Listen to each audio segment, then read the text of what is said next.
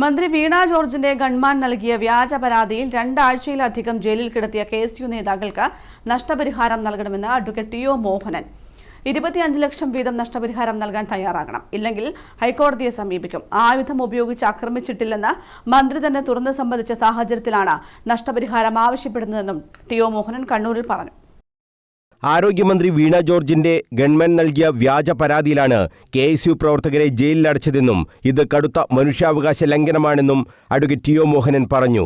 2 ആഴ്ചയിലധികം KSU നേതാക്കളെ ജയിലിലിട്ടു. സംസ്ഥാനത്തെ ആരോഗ്യമേഖലയിലെ പ്രശ്നങ്ങൾ ചൂണ്ടിക്കാട്ടിയാണ് കണ്ണൂരിൽ കരിങ്കൊടി പ്രതിഷേധം സംഘടിപ്പിച്ചത്. KSU ജില്ലാ പ്രസിഡന്റ് MC അതുൽ ഉൾപ്പെടെയുള്ള 5 KSU പ്രവർത്തകർക്കെതിരെ വധശ്രമത്തിലാണ് പോലീസ് കേസെടുത്തത്. സ്പീക്കർ AN ഷംസീറും മന്ത്രിയും ചേർന്ന് നടത്തിയ നാടകത്തിൽ ഇരയായത് പാവപ്പെട്ട വിദ്യാർത്ഥികളാണ്. ആയുധം ഉപയോഗിച്ച് കൊല്ലാൻ ശ്രമിച്ചു എന്ന് പറഞ്ഞ കേസെടുത്ത് 2 മാസത്തിന് ശേഷമാണ് മന്ത്രി ഇപ്പോൾ തന്റെ നേരെ അക്രമം നടന്നിട്ടില്ല എന്ന് മൊഴി നൽകിയത്. ഇത് നേരത്തെ മന്ത്രി പറയാൻ തയ്യാറായിരുന്നുവെങ്കിൽ കേസ് പ്രാഥമികമായി തന്നെ തള്ളിപ്പോകുമായിരുന്നു.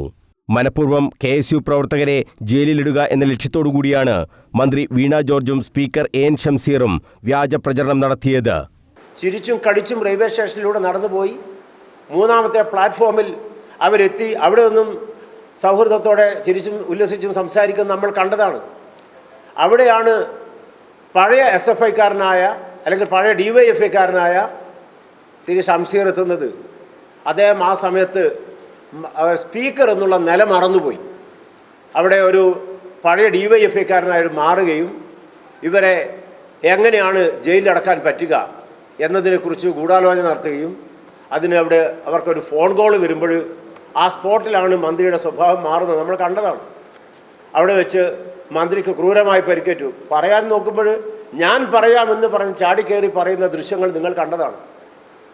അവിടെ ചാടിക്കയറി പറഞ്ഞതിന് ശേഷമാണ് അവിടെ നിന്ന് ഇലക്ട്രിക് വെഹിക്കിൾ വന്നിട്ട് അവരെ ആശുപത്രിയിലേക്ക് കൊണ്ടുപോയത്. വ്യാജ പ്രചരണം നടത്തുകയും കോൺഗ്രസ് ഓഫീസുകൾക്കെതിരെ വ്യാപകമായ അക്രമം നടത്തുകയുമാണ് CPM ചെയ്തത്. വിതുൽ ബാലന്റെ വീടിന് ബോംബെറിയുകയും ചെയ്തു. നാട്ടിലാകെ കലാപമുണ്ടാക്കാനാണ് ഈ വ്യാജ പ്രചരണം ഇടയാക്കിയത്. ഇതുമായി ബന്ധപ്പെട്ട് കോടതിയിൽ നൽകിയ പരാതിയിൽ നടപടികൾ ആരംഭിച്ചിട്ടുണ്ടെന്നും ടി.ഒ. മോഹനൻ പറഞ്ഞു. കള്ളക്കേസിൽ 15 ദിവസത്തോളം ജയിലിൽ കിടന്നവർക്ക് സർക്കാർ നഷ്ടപരിഹാരം നൽകുന്നില്ലെങ്കിൽ ഹൈക്കോടതിയെ വരെ സമീപിക്കുമെന്നും ടി.ഒ. മോഹനൻ പറഞ്ഞു. KSU സംസ്ഥാന വൈസ് പ്രസിഡന്റ് മുഹമ്മദ് ഷമ്മാസും വാർത്താസമ്മേളനത്തിൽ സംബന്ധിച്ചു. News bureau, Kannur.